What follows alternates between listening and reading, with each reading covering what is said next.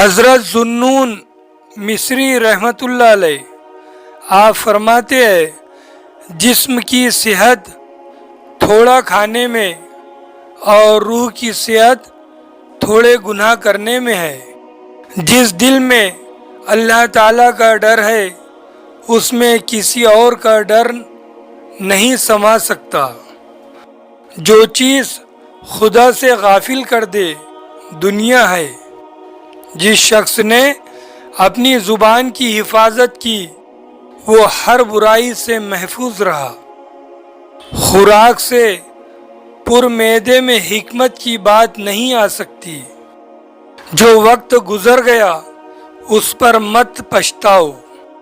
جو وقت آنے والا ہے اس کا اندیشہ نہ کرو۔ جو وقت موجود ہے اس کی قدر اور حفاظت کرو۔ بیمار دل کی 4 علامتیں ہیں۔ پہلا، اطاعت میں حلاوت محسوس نہ کرے۔ دوسرا، اس میں خوف خدا نہ رہے۔ تیسرا، دنیا کی چیزوں کو نگاہ عبرت سے نہ دیکھے۔ چوتھا، جو علم سنے اسے سمجھے نہیں۔